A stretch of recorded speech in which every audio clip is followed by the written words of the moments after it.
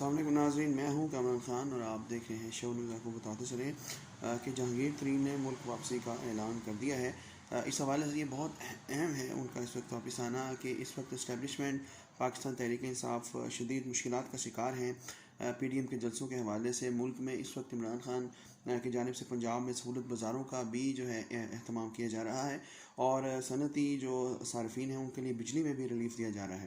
یہاں یہ بات بہت اہم ہے کہ یہی جو ریلیف پہلے مسلم لیگ نون کی جانب سے دیا جاتا تھا، پچھلے حکومتوں کی جانب سے دیا جاتا تھا، تو عمران خان ان پہ تنقید کرتے تھے، جبکہ آج مشکل میں پھنسنے کے بعد اور اپوزیشن کی شدید تنقید کے بعد عمران خان گورنمنٹ جو ہے وہی کام جو ہے کر رہی ہے۔